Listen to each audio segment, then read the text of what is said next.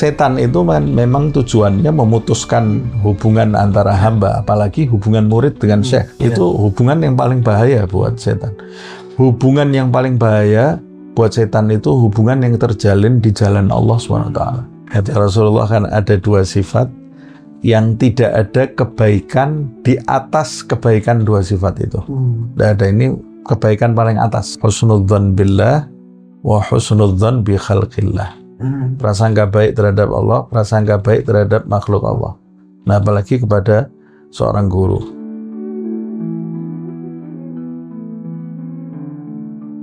Ya, di paragraf ini Habib ada satu ini ajaran bagaimana seni jika sikap sang mursyid ini kok tiba-tiba berubah di hadapan kita sebagai murid. Itu bagaimana? Kalimatnya kan, kalau engkau melihat wajah syekhmu berubah. Nah, manusia itu kan wajahnya bisa berubah gitu ya. Cuma permasalahannya kan sekarang persepsi kamu. Persepsi. Ini benar-benar atau persepsi? Jadi kan masalahnya di kamu, bukan di syekh itu. Masalahnya di kamu. Persepsi kamu, ini wajah syekh saya ini berubahnya karena saya apa enggak? Kalau berubahnya karena saya, ya ini berbahaya buat saya. Tapi kalau berubah bukan karena saya, ya itu enggak ada masalah buat saya. Ya, karena dia mungkin berubah wajahnya karena sedang mendapat sesuatu dari Allah Subhanahu wa Ta'ala. Karena Nabi Muhammad saja kadang-kadang berubah wajahnya. Saat menerima wahyu. Saat menerima wahyu berubah. Kadang-kadang Nabi itu juga tersenyum sendiri di depan sahabatnya. Itu sahabat bertanya, ya Rasulullah, kenapa engkau tersenyum? Gitu kan. Nah, kemudian Nabi menceritakan. Nah, sama seperti itu. Kalau wajah syekh kamu itu berubah di hadapanmu, engkau kehilangan senyumnya. Biasanya kalau ketemu saya senyum. Hari ini kok enggak? Kalau sampai di dalam diri kamu itu ada rasa takut, jangan-jangan ini karena perbuatan saya, atau jangan-jangan ini karena saya ucapan saya enggak pantas, atau hal-hal lain. Nah, itu lebih baik dibicarakan. Hadir diutarakan. Mengapa? Sebab kalau tidak kamu utarakan, itu nanti bisa merenggangkan hubungan kamu dengan syekh tadi.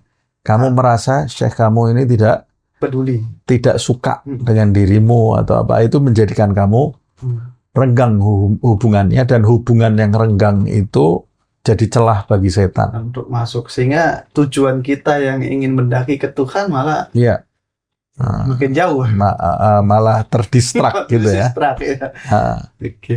Makanya ini di sini dijelaskan bahwasanya au la'allalladzi tawahamtahu lam takun 'inda syekhi wa alqahu syaitan ilaihi liyasu'aka bih. Iya.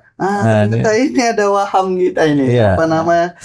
Khayalan kita. Jadi ketakutan kamu itu sekedar pikiran yang dibisikkan oleh setan, atau persepsi kamu yang memang suka su'don gitu ya.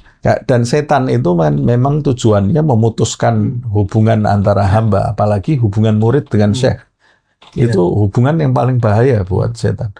Hubungan yang paling bahaya buat setan itu hubungan yang terjalin di jalan Allah SWT. Nah, makanya dari zaman Rasulullah dan para sahabat, itu fitnah itu besar-besaran supaya putus hubungan ini. Dan sampai saat ini, kalau ada hubungan yang terjalin karena di antara hamba karena Allah, karena Rasulullah SAW, itu fitnah itu pasti akan besar-besaran, digontorkan demi memutuskan hubungan tadi, karena hubungan yang terjalin di jalan Allah itu berbahaya untuk misi setan. Ini Habib, kalau kita melihat ayat-ayat tentang setan, itu kan dalam Al-Quran itu setan menggoda manusia itu dari arah depan, belakang, samping kanan, samping kiri. Nah, kalau godaan lewat bisikan pada mursyid ini dari arah mana yang dimaksud? Kalau di dalam riwayat kan maksudnya dari kanan, depan, kiri, itu ya memang mereka datangnya dari arah itu, tidak ada yang dari atas. atas sama bawah nggak ada, nggak disebut dalam Al-Quran. Nggak disebut. Yang dari atas itu Allah SWT. Nah, tapi bisikan itu sebetulnya kalau diriwayatkan di dalam hadis itu kan membisikkan di hati manusia. Membisikkan di hati manusia karena memang ada celah untuk bertengger bagi setan di hati manusia, juga bagi malaikat. Ya dia bisa membisikkan ke dalam hati siapapun. Kalau ke dalam hati Syekh ya jelas nggak mungkin, dia sudah tertutup gitu ya. Kalaupun celahnya masih ada, tapi sudah nggak ada artinya itu buat Syekh. Nah, kalau ke dalam murid ya ke dalam dadanya itu, dari arah, bisa dari arah depan, bisa dari arah samping, bisa dari arah belakang masuknya. Seperti yang disebutkan, setan itu kan ada dua juga ya, setan manusia dan setan jin.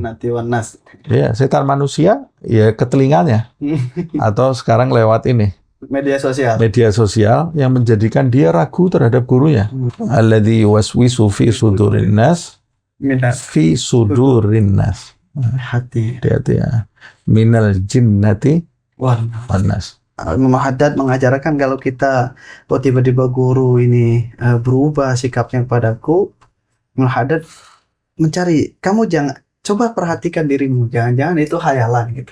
Iya, jadi khayalan yang dimaksud itu kan informasi yang nggak benar. Nggak benar. Ya, yang masuk ke dalam benak seorang murid itu bisa jadi dari setan jin, bisa jadi dari setan manusia. Nah ini artinya kita harus benar-benar di dalam bab ini itu terhadap mursyid atau orang pada umumnya juga, murid itu harus mempunyai, yaitu yang kita bahas ini, husnuzan. Betul. Husnuzan. Saya